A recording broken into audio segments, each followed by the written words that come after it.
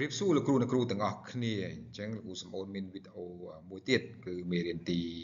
56គឺតាក់ទងជាមួយនឹងសំណាក់មិនចៃដន្យពីវីដេអូមុនលោកគ្រូសំអូនបានបង្ហាញតាក់ទងជាមួយនឹងសំណាក់ចៃដន្យអញ្ចឹងវីដេអូនេះគឺយើងមកនិយាយគ្នាតាក់ទងជាមួយនឹងសំណាក់មិនចៃដន្យអញ្ចឹងគឺថាអ្វីទៅជាសំណាក់មិនចៃដន្យដែលភាសាអង់គ្លេសហៅថា non probability random sampling method ឬក៏ non random sampling method អញ្ចឹងស្អីទៅគឺជាសំណាក់មិនចៃដន្យអញ្ចឹងកាលណាគេនិយាយពីសំណាក់មិនចៃដន្យគឺមានធាតុសំខាន់វា3អញ្ចឹងធាតុទី1គឺលោកគ្រូដឹងហើយថាសំណាក់ហ្នឹងគឺគេជ្រើសរើសដើម្បីតំណាងឲ្យក្រុមជាស្ថិតិបាទមានថានៅពេលដែលលោកគ្រូធ្វើការសិក្សាស្រាវជ្រាវលោកគ្រូមិនមែនទៅប្រមូលពីក្រុមគោលដៅទាំងអស់ទេអញ្ចឹងលោកគ្រូរើសសំណាក់តំណាងឲ្យក្រុមគោលដៅហ្នឹងទី1ទី2ហ្នឹងនៅពេលដែលគេប្រើប្រាស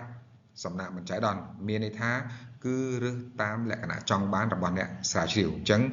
ពេលហ្នឹងគឺអត់ចៃដន្យទេលោកគ្រូមិនថាមិនចៃដន្យណាបាទមិនចៃដន្យមានន័យថាតាមចិត្តអញ្ចឹងមានថាខ្ញុំចង់បាននេះខ្ញុំចង់បានបកគលនេះខ្ញុំចង់បានអ្នកដឹងរឿងនេះអញ្ចឹងអ្នកសិក្សាស្រាវជ្រាវគឺគាត់ថាគាត់ចង់បាននេះគាត់ចង់បានបកគលនេះអញ្ចឹងគេថាវាសំណាងត្រូវបានជ្រើសរើសទៅតាមលក្ខណៈនៃការចង់បានឬក៏លក្ខណៈតម្រូវការរបស់អ្នកស្រាវជ្រាវផ្ទាល់អញ្ចឹងហើយបានគេហៅថាមិនចៃដន្យហ្នឹងហើយទី3នេះគឺនៅពេលដែលគេប្រើសំណាក់មិនចៃដន្យនេះគឺប្រើប្រាស់នៅក្នុងគោលវិធីស្រាវជ្រាវគុណវិស័យអញ្ចឹងដូចខ្ញុំបញ្ជាក់ជូនខាងដើមអញ្ចឹងថាហេតុអីបានគេប្រើនៅក្នុងគោលវិធីស្រាវជ្រាវគុណវិស័យដោយសារមិនចៃដន្យមានថាលោកគ្រូចង់បានលោកគ្រូចង់បានហ្នឹងលោកគ្រូចង់បានបុគ្គលនេះសម្ភារបុគ្គលនេះលោកគ្រូចង់ដឹងរឿងនេះទៅសម្ភារបុគ្គលនេះអញ្ចឹងនៅពេលដែលលោកគ្រូកំណត់សំណាក់ទៅតាមអ្វីដែលលោកគ្រូត្រូវការទៅតាមវត្ថុម្ដងការសិក្សាស្រាវជ្រាវបែបហ្នឹងអញ្ចឹងពេលហ្នឹងសំណាក់ដែលលោកគ្រូយកមកអត់មានចំនួនច្រើនទេបាទអត់មានចំនួនច្រើនទេនៅពេលលោកគ្រូចង់បានវាមិនអាចចង់បាន100នាក់200នាក់ហើយទៅសម្ភារទាំងអស់ទេអញ្ចឹងលោកគ្រូថានេះខ្ញុំត្រូវការបុគ្គលដឹងរឿងនេះម្នាក់ខ្ញុំត្រូវការបុគ្គលដឹងរឿងនេះ2នាក់អញ្ចឹងដោយសារមូលហេតុហ្នឹងហើយបិណ្ឌសំណាក់ហ្នឹងអត់មានចំនួនច្រើនហើយគណៈអត់មានចំនួនច្រើនគឺប្រើប្រាស់ក្នុងគោលវិធីស្រាវជ្រាវគុណវិស័យអញ្ចឹងត្រង់ហ្នឹងហើយដែលគេថាសំណាក់មិនចៃដន្យហ្នឹងជាទូទៅប្រើប្រាស់ក្នុងគោលវិធីស្រាវជ្រាវគុណវិស័យអញ្ចឹងឲ្យច្បាស់គ្នាលោកគ្រូណាអញ្ចឹងយើងមើលធាតុសម្គាល់របស់លក្ខណៈសំណាក់មិនចៃដន្យអញ្ចឹងកាលណាគេនិយាយពីសំណាក់មិនចៃដន្យមានថាទី1គឺវាផ្ដើមចេញពីវិធានវិស័យមានថាអ្នកស្រាវជ្រាវជាអ្នកកំណត់ជាអ្នករើសខ្លួនឯងផ្ទាល់ចង់បានបកគលមិនចង់បានក្រុមគោលដៅមិនគឺគាត់កំណត់ចូលមកថាខ្ញុំសម្ភាសលោកនេះខ្ញុំសង្កេតសិស្សនេះឬខ្ញុំវិភាគឬក៏មើលឯកសារនេះឧទាហរណ៍បាទទី2នេះគឺជ្រើសតាមលក្ខណៈវិនិច្ឆ័យរបស់អ្នកស្រាវជ្រាវអញ្ចឹងដូចខ្ញុំបញ្ជាក់ពីកណ្ដាលអញ្ចឹងគាត់ថាវត្ថុអំណងរបស់ការស្រាវជ្រាវចង់ដឹងរឿងនេះអញ្ចឹងមានតែបុគ្គលនេះដឹងរឿងហ្នឹងអញ្ចឹងទៅស្គីបបុគ្គលហ្នឹងអញ្ចឹងដោយសារចំណុចហ្នឹងហើយលោកគ្រូណាចំណុចហ្នឹងហើយដែលគេថាតាមលក្ខណៈឬក៏ការវិនិច្ឆ័យរបស់អ្នកស្រាវជ្រាវហើយទី3សំណាក់ហ្នឹងមានចំនួនច្រើនលោកគ្រូមានតិចហេតុអីពីព្រោះនៅពេលមិនចៃដន្យមានថាលោកគ្រូកំណត់ចូលព្រោះមិនចៃដន្យមានថាគឺលោកគ្រូជាអ្នកកំណត់ចូលហើយកណាកំណត់ចូលដូចខ្ញុំបញ្ជាក់ជូនកណ្ដាលអញ្ចឹងកណាយើងទៅសម្ភាសទៅសង្កេតវាមិនដែលគេសម្ភាសសង្កេត2 3000នាក់ឬក៏3 400នាក់ទេវាអត់ទេអញ្ចឹងគេសម្ភាសបុគ្គលណាដែលដឹងរឿងគេយឹសគឺអ្នកស្រាវជ្រាវកំណត់ថាបុគ្គលនេះដឹងរឿងជាអស់អញ្ចឹងសម្ភាសតែបុគ្គលនឹងបានហើយអញ្ចឹងហើយបានជាសំណាក់មានចំនួនតិចហើយប្រើនៅក្នុងការស្រាវជ្រាវគុណវិស័យហើយមួយទៀតហ្នឹងសួរថាចាំបញ្ជីឈ្មោះចំនួនជាស្ថិតិចាំបាច់អត់ចាំបាច់ទេលោកគ្រូពីព្រោះលោកគ្រូអ្នកស្រាវជ្រាវហ្នឹងឬខ្លួនឯងអញ្ចឹងលោកគ្រូដឹងថាអ្នកបុគ្គលដឹងហ្នឹងនេះសិស្សនេះពាក់ព័ន្ធហ្នឹងអញ្ចឹងលោកគ្រូទៅសង្កេតឬទៅសម្ភាសគាត់អញ្ចឹងអត់បាច់ត្រូវការបញ្ជី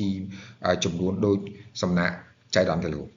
កហើយមួយទៀតហ្នឹងគឺវាមានលក្ខណៈជាអនុមានរួមអញ្ចឹងអនុមានរួមមានន័យថាអញ្ចឹងលោកគ្រូនៅពេលដែលលោកគ្រូប្រមូលទិន្នន័យពីសំណាក់បានមកអញ្ចឹងលទ្ធផលដែលគ្រូយកមកវិភាគហ្នឹងមានន័យថាវាអត់ប្រើប្រាស់បានជារយៈទ្រង់ទ្រាយធំទេអញ្ចឹងមានថាលោកគ្រូសម្ភាសបុគ្គលណារឿងណាសិក្សាកន្លែងណាគឺប្រើប្រាស់បានតែប៉ុណ្្នឹងទេអញ្ចឹងលក្ខណៈនេះហើយដែលសម្គាល់ថាវាមានលក្ខណៈជាអនុមានរួមអញ្ចឹងមានលក្ខណៈជាអនុមានរួមមានន័យថាលោកគ្រូយកអ្វីដែលគេនិយាយមកភាបានមកលោកគ្រូទៅបង្កើតទ្រឹស្ដីមួយតែប៉ុណ្្នឹងទេបាទអត់មានទៅយកថាបានមកតំណាងដោយសំណាក់ចៃដន្យលោកគ្រូណាព្រោះសំណាក់ចៃដន្យពេលលោកគ្រូសម្ភាសបានទិន្នន័យមកលទ្ធផលហ្នឹងគឺវាប្រើប្រាស់បានត្រឹមត្រូវតែសំណាក់មិនចៃដន្យអត់ទេលោកគ្រូលទ្ធផលដែលគ្រូសម្ភាសបានមកចុងក្រោយគឺលោកគ្រូទៅបង្កើតបានគេរបស់កំហុសថ្មីមួយតែប៉ុណ្្នឹងទេបាទអញ្ចឹងយើងមើលបន្តទៀតតកតងជាមួយនឹងវិធីរើសសំណាក់មិនចៃដន្យតើគេប្រើវិធីខ្លះអញ្ចឹងនៅក្នុងនេះគេប្រើវិធី4វិធីទី1ហៅថាវិធីងាយបាទវិធីទី2ហៅថាវិធីតាមគោលបំណងទី3តាមកូតានិងទី4ប្រាប់តគ្នាអញ្ចឹងអ្វីទៅហៅថាវិធីងាយលោកវិធីងាយចង់ចែកហៅថា convenient non random sampling method ហ្នឹងវិធីងាយមានថាលោកគ្រូស្គាល់អត់មកថាឥឡូវនេះខ្ញុំចង់ដឹងពីរឿង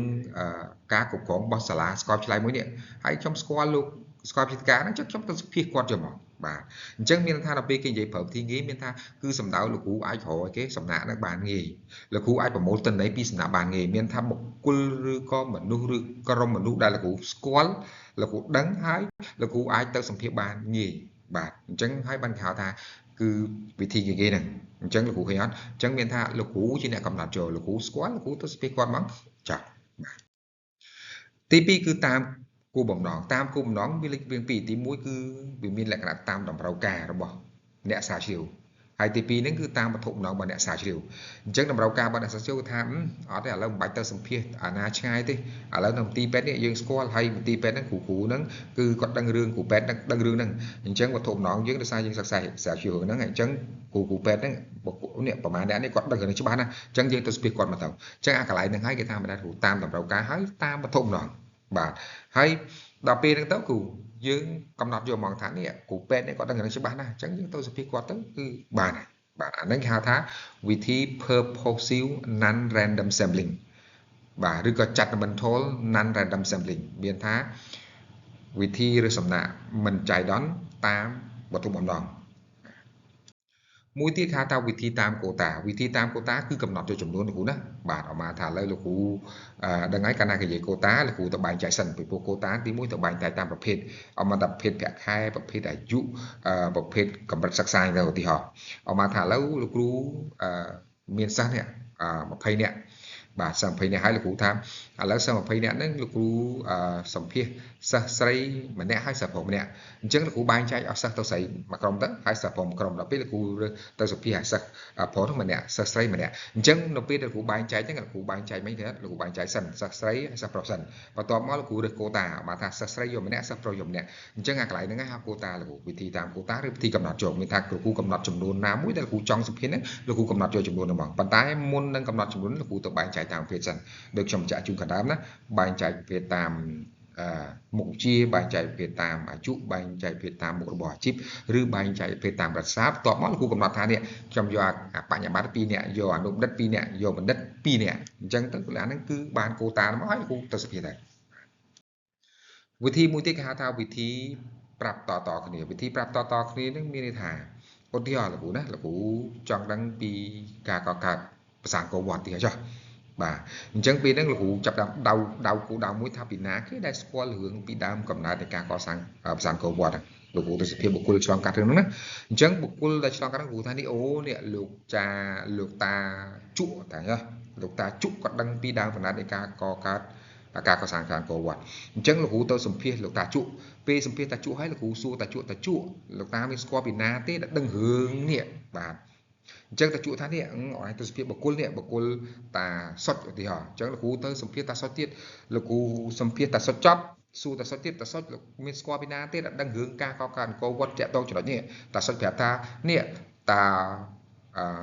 ម៉ៅបាទអញ្ចឹងលោកគ្រូធ្វើអញ្ចឹងតរហូតដល់ចុងក្រោយគាត់មកប្រាប់វិញគាត់មកប្រាប់តាជក់មកប្រាប់តាសុចវិញអញ្ចឹងមានថាពេលហ្នឹងព័ត៌មានលោកគ្រូគឺចូលមកទិន្នន័យដើមវិញបើដើមវិញថាបុគ្គលហ្នឹងគឺអស់ហើយលោកគ្រូអញ្ចឹងលោកគ្រូនឹងឈប់សម្ភាសតាមហ្នឹងអញ្ចឹងវិធីបែបហ្នឹងគេហៅថាវិធីប្រាប់តអញ្ចឹងវិធីប្រាប់តហ្នឹងលោកគ្រូដឹងហើយគេថាវិធីមួយប្រើនៅក្នុងសំណាក់មិនចៃដន្យដើម្បីបានសំណាក់មកដើម្បីលោកគ្រូប្រមូលទិន្នន័យពីសំណាក់ហ្នឹងអញ្ចឹងនៅក្នុងសំណាក់មិនចៃដន្យគឺយើងមានវិធី4ហ្នឹងអញ្ចឹងលោកគ្រូសូមអូនសង្ឃឹមថាវីដេអូដ៏ខ្លីនេះជាប្រយោជន៍ដល់លោកគ្រូទាំងអស់គ្នាលោកគ្រូសូមអូនសូមអរគុណសូមជម្រាបលា